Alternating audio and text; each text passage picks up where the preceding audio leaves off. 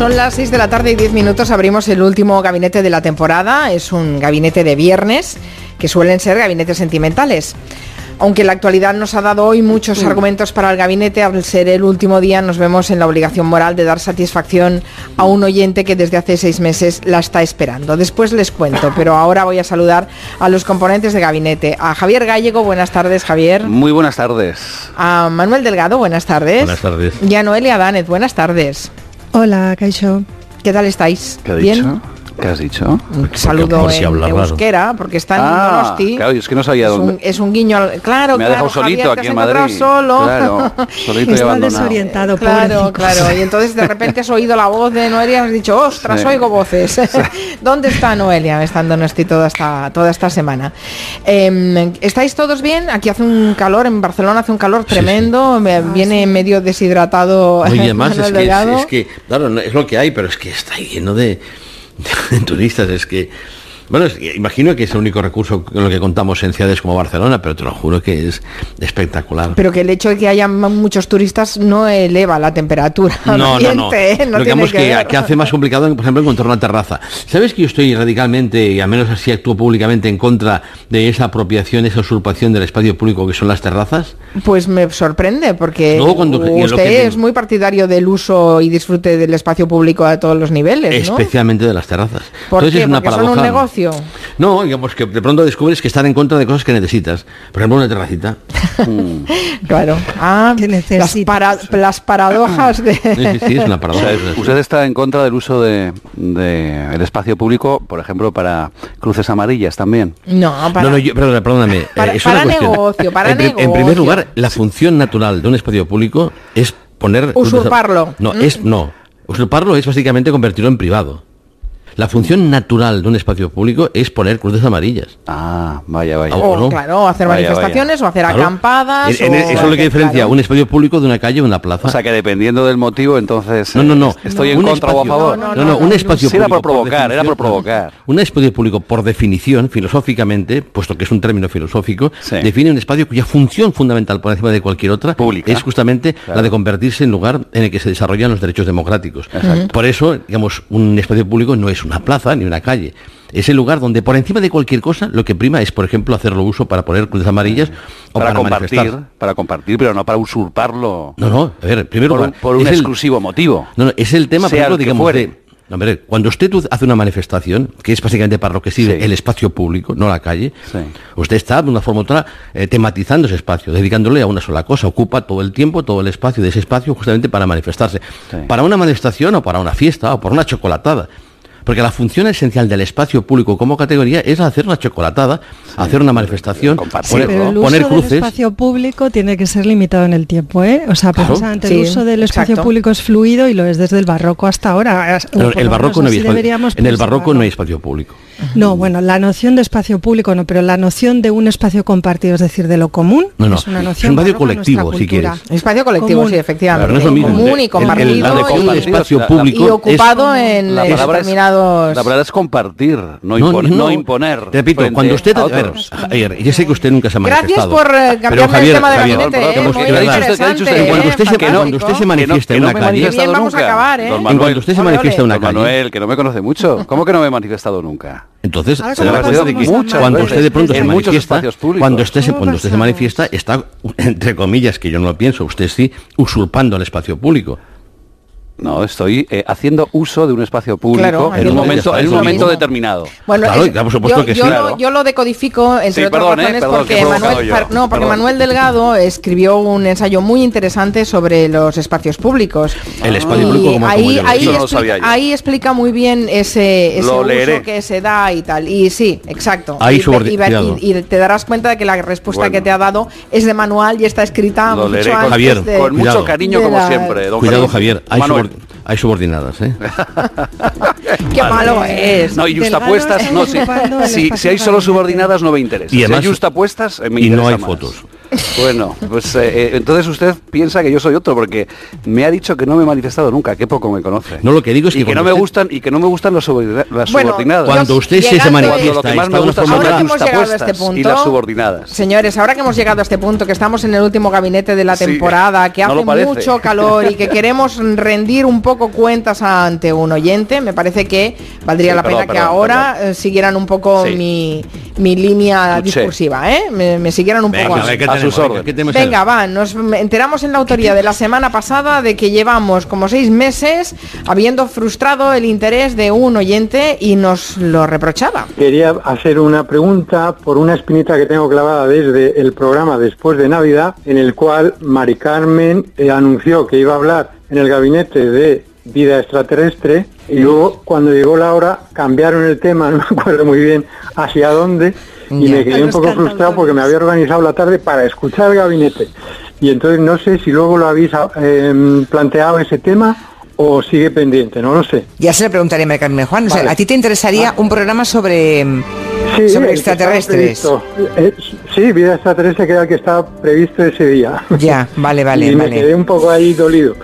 Efectivamente, la pasada Navidad planteamos y anunciamos un gabinete sobre la vida extraterrestre que no llevamos a cabo por culpa, supongo, de la actualidad que a veces nos obliga a levantar los contenidos del programa. En ese gabinete estaban convocados Javier Gallego, Manuel Delgado y Noelia Dánez.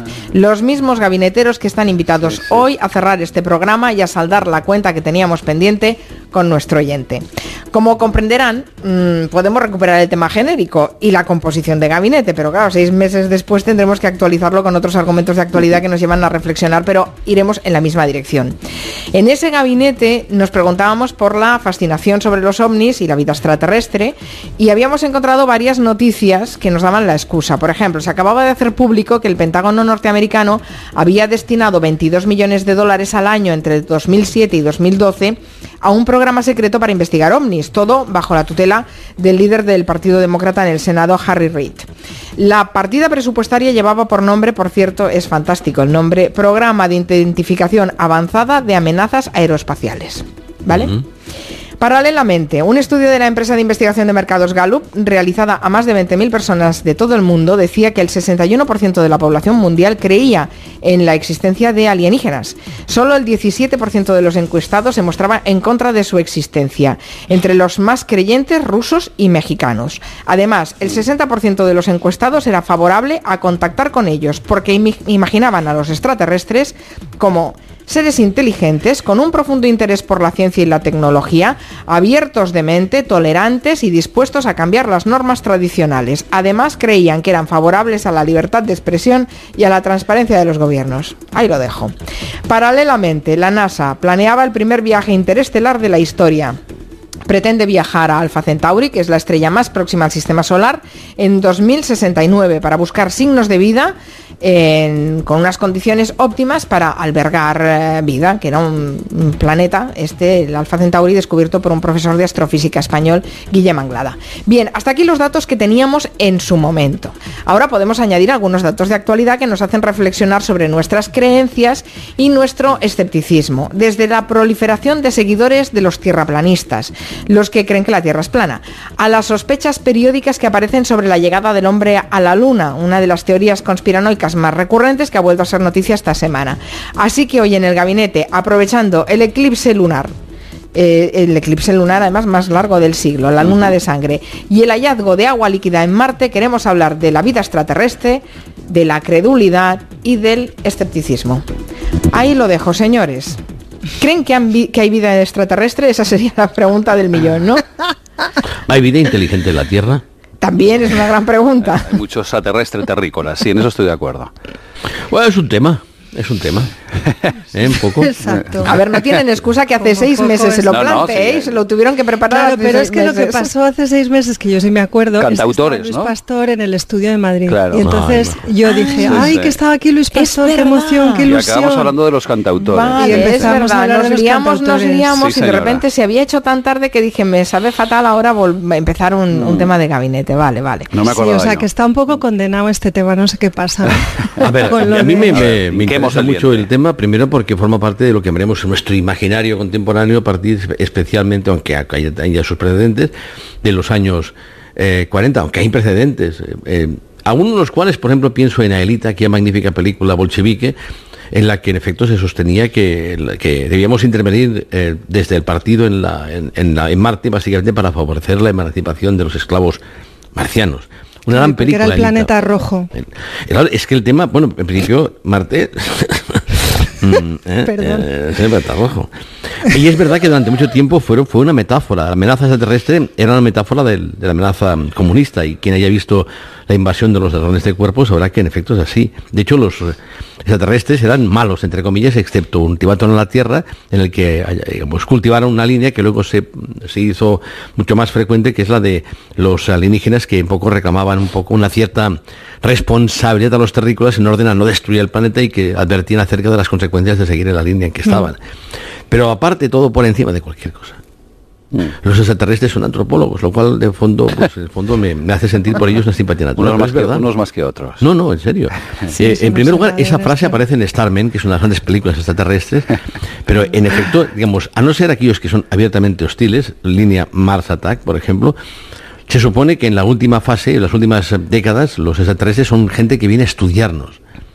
Si fuera realmente así, entonces estaría claro que merecerían la homologación de colegas míos, puesto que su estudio es el estudio de la condición humana. Serían antropólogos, sí. Bueno. ¿Qué dice Noelia y Javier No, después? vienen a estudiarnos y advertirnos de los peligros que tiene nuestra conducta depredadora. O sea, es como si después de proyectar en los extraterrestres al enemigo, y es verdad que durante los años 40, 50 y todavía en los 60 los extraterrestres son enemigos siempre, ahora proyectamos en ellos una especie de figura salvífica que tiene un componente siempre espiritual, porque tiene una forma de comunicación con nosotros que no es oral, no tienen lengua, lo hacen a través de las emociones, de los sentimientos.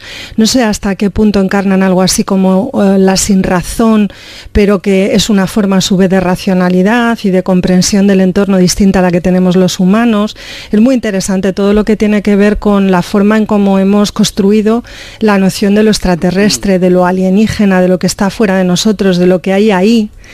Y pues efectivamente todo esto es muy reciente, muy reciente. O sea, preguntas de este tipo y sobre todo la clase de respuestas que le vamos dando, incluso en lo iconográfico, ¿no? En cómo lo representamos, como que qué forma le damos a estos seres, pues es todo muy reciente. A mí me gustan mucho las películas de ciencia ficción últimamente, me gustan mucho por esa deriva que tienen, porque es como si hubiéramos decidido otorgarnos a nosotros mismos la posibilidad de ser rescatados como especie, y eso antropológicamente pues resulta bastante interesante en un momento además de declive de la especie, porque claro, al ritmo que vamos, en el modo en cómo nos relacionamos con el planeta, la vida a medio, casi largo plazo resulta de todo punto insostenible. Entonces es interesante, ¿no? Más que los zombies, de un tiempo a esta parte me están interesando las pelis de ciencia ficción. Zombies o infectados, sí, que es otra deriva extraña. Bueno, claramente tenemos un tema con los zombies infectados. No, o zombies o infectados. Las dos cosas. No, hay también un zombie infectado. En las películas coreanas hay mucho el zombie infectado. Yo el otro día me tragué una sin casi guión y eran zombies infectados.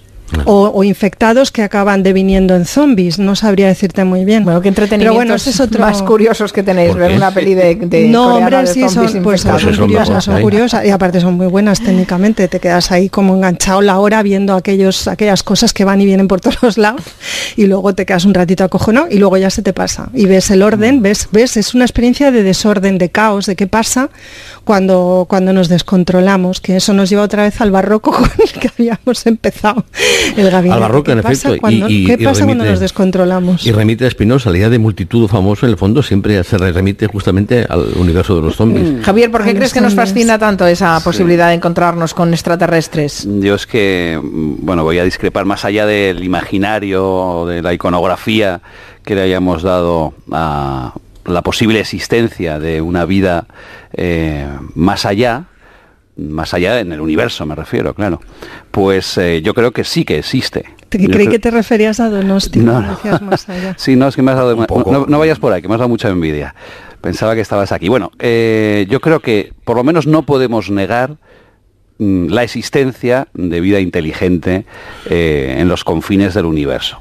Incluso los científicos, hemos estado, vuelvo a citarlo, no voy a decir hoy, en la estación espacial, en el Observatorio Astrofísico del Teide, donde estuvimos parte del equipo, pues ahí tienen un proyecto en el que están trabajando precisamente para investigar sobre la existencia de esa vida en los millones de estrellas que hay en el universo infinito. Entonces, bueno, yo creo que sí que la hay, igual que lo creen científicos que están trabajando en estos proyectos.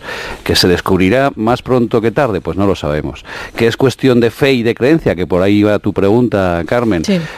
Yo creo que de momento es cuestión de fe y de creencia. Claro, no hay datos empíricos para afirmarlo, pero yo creo que también empieza a haber cierta razón en lo poco que sabemos de todo este mundo nuestro y de todo este universo para pensar que algún tipo de vida que no tiene nada que ver con la iconografía de la que hablabais antes, del extraterrestre, del platillo, de los zombies, con un tipo de vida que ni imaginamos cómo es, pero que también es una vida y que existirá en algún confín de ese universo que no llegamos ni a imaginar, pero que existe. Uh-huh. Bueno, tema. A ver, en primer lugar, o sea, la cuestión de, mira, fíjate, nosotros en clase hacemos salidas y una de ellas siempre regularmente es a ver avistamientos de ovnis. Sí. ¿Tú crees en los ovnis? A ver, yo en soy los platillos volantes. Como usted comprenderá, los antropólogos creemos en lo que creen nuestros informantes. Cada cual vive en el mundo que se imagina y por supuesto que la realidad o no de los objetos de nuestro conocimiento son completamente irrelevantes. Uh-huh. Son reales puesto que se piensan en ellos. Es más... Bueno, si se imaginan, o sea, es cuestión de fe. Entonces. A ver, escuchen. Yo conozco que hay gente que cree en Dios, de verdad. Sí. Es más, de verdad, alguna persona que conozco, lo cual me sorprende porque tiene estudios, cree hasta en la democracia. Imagínense si la gente puede tener ideas francamente irracionales. En la democracia parlamentaria. No, en la democracia, digamos. La democracia. No sé qué es eso. Bueno. Por eso digo yo, es que justamente qué es eso. En cambio, hay gente si que se cree. Imagina, existe. Si se imagina existe puesto que es que es como hablar de Dios, de fondo. Si se habló de él, es que existe, es imposible hablar de algo que no existe, puesto que en tanto que lo decimos, existe en tanto que, aunque sea únicamente elemento del lenguaje. Entonces aquí está el tema. En primer lugar, ¿qué les explico? Porque vamos a Montserrat, que ya es un lugar de apariciones. ¿Sigue la tradición de subir a Montserrat a ver avistamientos ovnis cada 11 de cada mes? Pues fuimos en torno a junio, mayo, que es cuando hace mejor tiempo. Pero sí, y también vamos a una procesión de Semana Santa laica, que también es interesante porque advierte de que no tiene que ver nada la religión con la creencia. En Hospitalet, los 15 más 1. Sí, los 15 más 1, sí, es histórica esta procesión. Bien, entonces lo que les explico vamos a los ovnis. Es básicamente que en principio hay una evolución que en efecto lleva en las últimas consecuencias a esa concepción de que los extraterrestres son básicamente seres cuya función básicamente es atendernos o vigilarnos. En primer lugar, les explico que a pesar de que en esta forma de culto UFO, que es como se llama, la idea está de que los extraterrestres dibujan figuras a través de sus naves en el cielo, que son como una especie de oráculo que permite responder preguntas de actualidad, al procés, Obama, lo que sea, es así, realmente funciona así, y así es como la gente va y acude, busca de respuestas que son en efecto dibujadas en el cielo. Pero al margen de esta cuestión particular, lo cierto es que en efecto lo que les cuento es que no hay nada de nuevo. En primer lugar, porque la idea de aparición ya de por sí no es nueva. Luego porque en efecto los ovnis no son sino una forma de angelología, son variables de la figura del ángel, y además reproducen un esquema que llamaríamos chamánico, puesto que a diferencia de la posesión, que se fundamenta en la incorporación de un ser de otro mundo paralelo al propio cuerpo, en este caso se trata de una comunicación exterior fundamentada en la relación entre arriba y abajo. La idea de abducción, por ejemplo, que en el fondo no es nueva. De hecho, es una forma, digamos, en clave científica de lo que eran las sectas campbellianas, que fundamentaban su creencia en la idea de que habría un rescate sobrenatural por la voluntad de Jehová, que en un cierto momento les arrebataría de una tierra postrada y ya prácticamente irrecuperable por maléfica y les conduciría al reino de los cielos. De hecho, una de las corrientes, campbellianas fueron los testigos de Jehová, claro, que en el fondo trabajan a partir de esa misma lógica, digamos, de la abducción como salvación, como redención. Está muy presente. Sí, bueno, además, el suicidio múltiple en la Guayana ya era eso también, claro. ¿No? Qué horror, joder, qué fuerte. En California hubo una movida, y me gustaría recordarlo, podría buscar, que hubo en los años 80, un suicidio colectivo que tiene que ver directamente con el tema, digamos, del rescate por parte de los autos. Yo pensaba que era en la Guayana, en California. Y creo que en la Guayana no fue. Ahora lo buscaré porque tengo ahora aquí... Ahora lo buscamos, sí, porque nos ha picado la curiosidad. Pues es muy interesante todo esto que cuenta Manuel. Lo que pasa es que el tema este de los ovnis y la vida extraterrestre tiene como dos dimensiones. Una de ellas tiene que ver con la idea o la creencia de que esta vida puede venir a visitarnos a nosotros, y otra tiene que ver justamente con lo contrario, o sea, cuáles son las condiciones científicas y tecnológicas que tenemos que desarrollar para poder acercarnos a alguna forma de vida que presuponemos que está ahí fuera o que existe ahí fuera. Entonces, nos relacionamos con lo extraterrestre, con lo ajeno, con lo alien, de dos maneras distintas en función de que pensemos que tenemos que llegar hasta ellos o que son ellos los que tienen que llegar hasta nosotros. Porque, por ejemplo, yo no tengo ni idea, ¿no? Pero todas las premisas, digamos, lógicas o filosóficas en las que se basa la ciencia y la tecnología que trata de detectar la existencia de vida fuera del planeta Tierra, pues es muy rara, porque por ejemplo presupone una estabilidad a esa vida que hay que pensar que a lo mejor no tiene. O sea, del mismo modo que aquí la especie humana ha evolucionado y con ella ha evolucionado la tecnología y la forma de conceptualizar lo ajeno, lo alien, digo yo, que de haber otra vida fuera de nuestro entorno cercano, pues puede pasar con ellos exactamente lo mismo. Por ejemplo, no sé, nosotros siempre queremos detectar ovnis con radares, ¿no? O sea, con sonido, ¿no? Con sonido. Pero a lo mejor con sonido pues no tiene sentido buscar a aliens. Y esta es una pregunta que he hecho muchas veces. O sea, ¿cuáles son las condiciones no solo epistemológicas, sino las condiciones tecnológicas para detectar esa vida? Claro. Entonces, cuando los científicos aseveran así tan categóricamente que sí, que debe haber vida en algún sitio, yo me temo que lo que hacen es justificar su trabajo y las inversiones millonarias que se hacen en esos ámbitos, que son inversiones millonarias que yo no sé muy bien, y esto así lo digo un poco de forma provocadora, pero es algo que también he pensado una vez. Y creo que de hecho con Javier lo comenté cuando estuvimos en el Teide. No sé hasta qué punto está justificada, ¿no? Porque son inversiones realmente millonarias, trillonarias, que tienen un fin pues tan poco probable como la detección de vida extraterrestre, que luego al final lo que pasa es que con todos aquellos cacharros y procedimientos que se diseñan, pues se hacen otro tipo de usos, ¿no? Se le dan unos usos diferentes y alternativos. Pero digamos que el horizonte, digamos, de... Es decir, que con la excusa de vamos a buscar, vida extraterrestre, vamos a renovar tecnológicamente un montón de cosas, ¿no? La aspiración es brutal porque es imposible que nosotros logremos detectar ninguna forma de vida extraterrestre, porque el universo es imposible. El universo, déjame acabar. El universo es infinito y entonces en caso, la matemática, por ejemplo, lo que dice es que en caso de poder hacer algo así, pues necesitaríamos billones de años. Y entonces, claro, no vamos a estar aquí reproduciendo la misma tecnología durante billones de años porque la tecnología evoluciona. Y entonces cuando pase algún tiempo, pues ya no será por ondas de radio, sino que estaremos buscando a través de no sé qué, y a lo mejor en esa escala tecnológica no son detectables esas formas de vida. Pero si entonces, quiere decir que hay una provisionalidad, que se sospecha una provisionalidad en todo esto que no corresponde con el esfuerzo que colectivamente hacemos y con la inversión que destinamos a este tipo de descubrimientos. No, digo así, esto lo dice una ciudadana así que está en su casa pensando, así como haciendo punto a la vez y diciendo, joder, con la de pasta que hacen falta en los hospitales, fíjate tú, el telescopio ese todo. Sí, un poco cuñado, un poco cuñado. Sí, lo digo cuñadismo. Bueno, sí, en este caso me reivindico un poco cuñada con este tema, porque sí que también hay una grandilocuencia que deja de lado la dimensión realmente filosófica y antropológica. O sea, igual estas preguntas se podrían resolver en otros ámbitos que no son el de la tecnología, o desde luego no únicamente el de la tecnología. Pero los pasos habrá que darlos, Noelia. Somos analfabetos totalmente, no conocemos ni los parámetros, o sea, no tenemos ni idea de los parámetros para ver si hay vida o no, porque no conocemos cómo se puede manifestar esa vida. Pero es como saber si Dios existe o no. No, pero ¿qué necesidad hay? Un momento, dejen a Javier un momento. Sí, es que, por ejemplo, vamos a ver, por esa regla de 3, Noelia, pensaríamos que la Tierra sigue siendo redonda. Es que vamos a ver. Nuestros abuelos, nuestros bisabuelos, pensarían que era brujería lo que vivimos ahora con la tecnología, con un simple móvil. Para ellos, todo este mundo que para nosotros ya es normal, para ellos era brujería si se lo contáramos hace 100 años o 150, no te hablo de hace siglos. Por tanto, no tenemos ni idea ahora de cómo se manifiesta, cómo se explicita esa supuesta vida que hay también en ese supuesto universo. Entonces, es que no tenemos ni idea de nada. Por tanto, pues pequeños pasos, aunque nos parezcan caros, yo te entiendo, con las necesidades que hay, es necesaria. Bueno, yo creo que sí. Pero eso lo digo pasos, casi en broma. No, pero hay gente que opina, que hay a lo mejor que la NASA gasta ese presupuesto cuando se podría emplear en otras cosas. Bueno, pero es una opinión. Yo creo que esos pequeños pasos servirán para algo. Y más al ritmo que vamos tecnológico. Pero es que no tenemos ni idea. Lo pensamos, hablabais al comienzo de esa mundología que nos creamos en nuestro cerebro sobre la vida extraterrestre, los platillos volantes, los zombies, pero es que no tenemos ni idea, si no es así, si eso todo es imaginación, luego existe según Manuel, porque lo imaginamos, yo creo que no, yo creo que imaginar no es existir, poco a poco se descubrirán energías que no tenemos ni idea, que están allí y que hacen algo en todo este universo, que tienen importancia en este universo. Pero esas energías ni las podemos imaginar ahora cómo se manifiestan.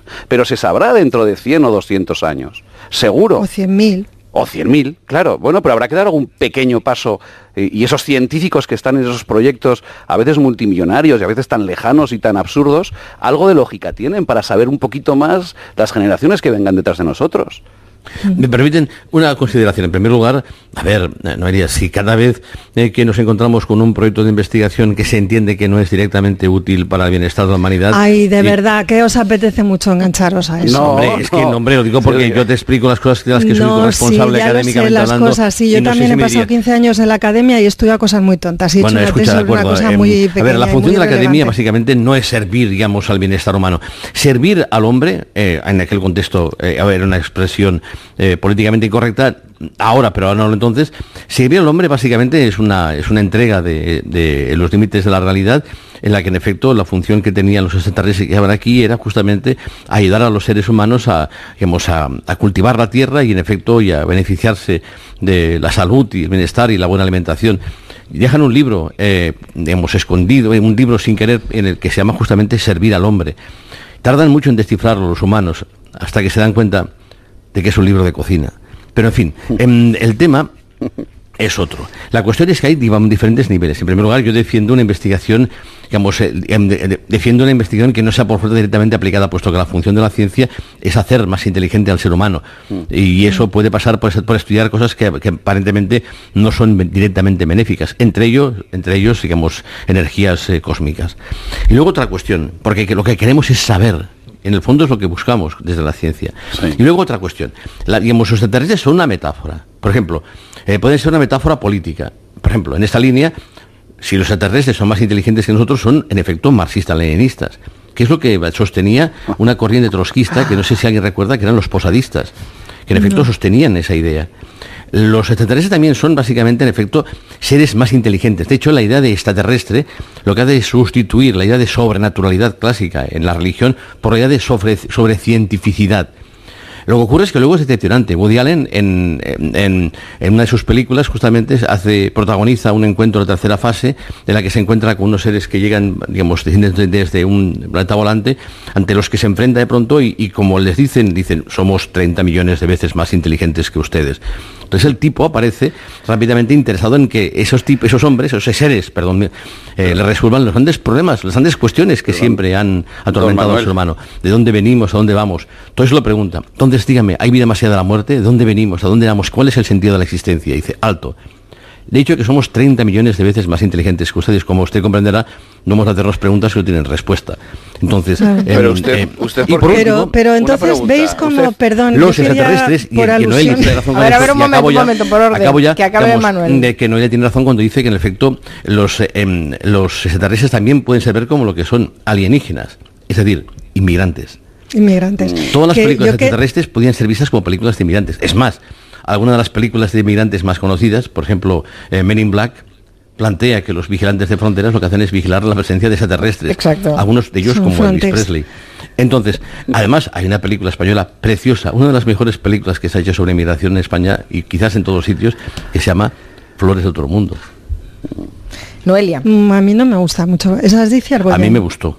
Bueno, que quería decir que con esta consideración que he hecho yo, un poco cuñada y provocadora, no es tanto que piense que no hay que destinar dinero a la investigación y a la especulación, sino que creo que las ciencias consumen una parte importante de nuestros recursos, tratando en realidad de dar respuestas a problemas que vienen de las humanidades y que se podría destinar, no sé si tanto dinero, porque claro, las humanidades no necesitamos invertir en tecnologías, pero sí en cabecicas humanas pensantes, que podríamos destinar también un poquito de dinero a dar respuesta a esas preguntas en otros ámbitos que no son puramente el tecnológico, ¿eh? O sea, era un poco eso lo que quería decir.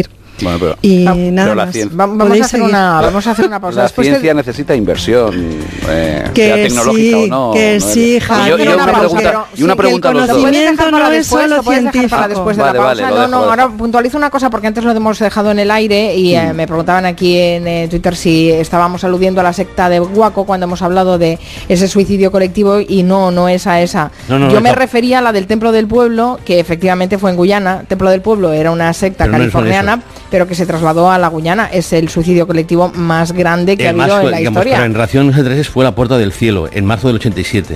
Esta es del 78, fue en la Guyana. Bueno, vale, de acuerdo. Y esta es la del Templo del Pueblo, con el famoso Jim Jones, que era el líder de la secta, que decidieron morirse todos, matarse todos, porque decían que la muerte solo es el tránsito a otro nivel y esto no es un suicidio sino un acto revolucionario. Marshall, y se murieron en Applewhite, 900. Alias Do. Apple. Ahora lo busco, deme tiempo. En Santa Fe. Una pausa. Sí, he encontrado lo que me decía Manuel Delgado, es el suicidio de la Heaven's Gate. Es un grupo que, aprovechando el paso del cometa Hale-Bopp, pensaban que si se suicidaban, subían a una nave espacial y se iban por ahí, por el espacio exterior. Y sí, se mataron 38 seguidores en ese año, en 1997. O sea que sí que había una vinculación muy directa con los ovnis, que no era exactamente lo mismo que los 900 que se suicidaron colectivamente en la Guyana. Muy bien, pues puestas así las cosas, vamos a ver qué dicen los oyentes. No se gastan tantísimos fondos en investigación astrofísica. Puede ir a mirar, por ejemplo, en los presupuestos de Estados Unidos, que lo que Estados Unidos invierte en la NASA es una parte muy pequeña de su presupuesto. En Europa y concretamente en España es irrisorio. ¿Creéis que si encontraran vida en otro planeta, aunque fuera microscópica, los estamentos religiosos se caerían o temblarían? Yo entonces, según lo que decís, quería hacer dos preguntas. La primera, está claro que va de la mano de las inversiones que decís y de la forma, que es el cuándo. No solamente tendríamos que dar con una civilización tecnológicamente parecida a la nuestra, sino que además tiene que ser justo en este momento, no ni 200.000 años antes ni 200.000 años después. Y lo segundo que quería plantear es si estamos realmente preparados. Es decir, a lo mejor toda esta parafernalia que comentáis está porque realmente saben que hay vida, pero ¿estamos preparados para asimilar que hay vida y de qué forma hay vida y que es más inteligente que nosotros? ¿Podríamos asimilar como civilización algo así? Lo podríamos asimilar. Claudia Londoño nos dice a través de Twitter que recordáramos que Stephen Hopkins daba por cierto que existe vida extraterrestre, pero que era mejor que no nos encontraran. Sí, Javier. Encuentros en la tercera fase suena, ¿no? Sí. Yo es que me ha gustado, dice, ¿estamos preparados? Me gusta mucho esa pregunta porque no estamos en absoluto preparados porque imaginamos esa posible vida de una forma arquetípica. Estáis hablando de estos tipos, es que ¿por qué tienen que parecerse a un ser humano, a un primate tradicional? O tener alguna ligazón. Esa vida, seguro, no es para nada comparable con la vida terrícola, con la vida nuestra, o menos con un primate que es lo que somos. Entonces, seguro que se manifiesta de otra forma, con una energía distinta, vuelvo a la palabra energía, que para mí es la clave, y ya veremos cuando se descubra algo, pues en qué consiste. Probablemente nosotros no lo vivamos, pero seguro que algún tipo de energía, de vida inteligente que se manifieste de una forma que no tiene nada que ver con el arquetipo del alienígena al uso del extraterrestre o del ovni, pues seguro que se conocerá y ojalá... Yo es que creo que... Perdona, Javi. La viviéramos, no, si iba a decir que ojalá la pudiéramos, y ya no imaginar, porque lo imaginamos yo creo que mal, sino imaginar en qué puede consistir de verdad ese claro, tipo de pero vida. por eso las pelis de ahora, estas que digo yo, que a mí personalmente me gustan bastante, los ovnis vienen a decirnos que la respuesta no la tienen ellos, que la respuesta estaba aquí y que hemos estado buscando en el sitio equivocado. No, pero la por eso respuesta yo sigo diciendo, ¿pero para qué, Noelia? Para el sentido de la vida, sí, que al final es de eso lo que se estamos trata. hablando, del sentido de la vida. Y entonces yo creo que la respuesta está aquí, que está en la Madre Tierra, que está en la Pachamama, y que eso es lo que no estamos cuidando, y que estamos perdiendo incluso la dimensión espiritual de la relación con lo extraño y con lo ajeno, que es lo que pisamos cada día, que es el suelo. Es que además lo digo mirando, pues eso, el monte, y esto es maravilloso, y todo eso es lo que hemos perdido. Yo antes hacía la broma del tema de la inversión, pero de verdad que creo que es esta dimensión, digamos, humana del planeta, o es una visión humanista del planeta, es lo que hemos perdido, y ahí no nos gastamos ni un duro, y eso exige también algún tipo de esfuerzo, porque donde hay reflexión colectiva tiene que haber alguna clase de inversión, porque si no, no tiene lugar, no puede ser posible, desde luego no de una manera ordenada. No se trata de investigación aplicada o no aplicada, se trata de hacia dónde dirigimos como comunidad, como especie, la mirada, qué cosas nos interesan y cuáles no, y que el sentido de la vida está más cerca de lo que creemos. Un poco esa sería mi reflexión la de vida hoy. No tiene ningún sentido. Sí, bueno, yo creo que... Es una pregunta típicamente cristiana. Bueno, el cristianismo nos ha dado unas cuantas respuestas interesantes. Para el 99% de la humanidad, la pregunta acerca del sentido de la vida es completamente intraducible. Perdóname, pero tienes una visión muy burguesa de esa pregunta, porque no es el sentido de tu vida, Manuel, es el sentido de la vida como especie. La idea de que la vida tiene que tener un sentido, de por sí, un sentido, sí, un curso. Somos tan hijos de puta, somos tan autoritarios, tenemos que imponerle a la vida un sentido que no tiene por qué tener. Y si no lo tuviera tú, mira, ahora voy a bajar, voy a pedirme un gin tonic, eso no nos hace, unos cacahuetes. Eso no nos hace ni más ni menos. No, pero es que hemos sentido de la vida, el sentido de la vida. Digamos, por ejemplo, a un budista, por ejemplo, la idea de sentido de la vida le parecería la cosa más irracional. Digamos, es la cosa, digamos, pequeño burguesa que entiende que para la inmensa mayor parte de la humanidad la importancia, digamos, de la vida no es dar el sentido, sino básicamente permitir que exista porque no tiene que comer. Pero bueno, eso ya es otorgarle un sentido a la vida. Voy a tomarme todo lo que me has dicho prescindiendo de consideraciones y adjetivos como hijo de puta y no sé qué. Nada, el monólogo se preguntas acerca del sentido de la vida. ¿Y por qué tiene que tener un sentido en el 34? A ver. Bueno, es que no, yo en este tono no me... El sentido de la vida. Por interceder. Únicamente lo pueden decir un tipo de religión, un tipo de espiritualidad fundamentada básicamente Quedan 2 minutos. Don Manuel, usted... La pregunta acerca del sentido de la vida únicamente puede estar pensada para alguien que quiere generar ansiedad. Ya lo ha dicho. No, pero usted, vamos a ver... La ansiedad colectiva es la base de la política. Entonces tampoco es ni malo, ¿sabes? A lo mejor no es ni malo, porque claro, es que tenemos que tener un tipo de ansiedad colectiva. Es que si no haremos nada. Pero vamos a la ansiedad. Vamos a la ansiedad. Estamos a un minuto. Una pregunta solo. Yo pensaba que una pregunta, don Manuel. Más allá de la ansiedad personal o colectiva, ¿usted nos ha hecho nunca una pregunta? No, otra cosa más que contar respuestas. Lo que busco son las preguntas. Pero se ha hecho preguntas, ¿no? Me doy con respuestas que no sé a qué pregunta responden. Pero, hombre, usted se hará preguntas y muchas de ellas no tendrán respuestas. Nunca, jamás me haría preguntas. Entre ellas el sentido de la vida. Que jamás, en mi vida, se lo juro. Pues inconscientemente yo le aseguro que pues cuando vendo el sentido de la vida, digamos, me pido unas anchoas y una cervecita y automáticamente la... pero si eso es compatible perfectamente. Vámonos todos a la terraza. Qué filosóficos han vuelto la gente.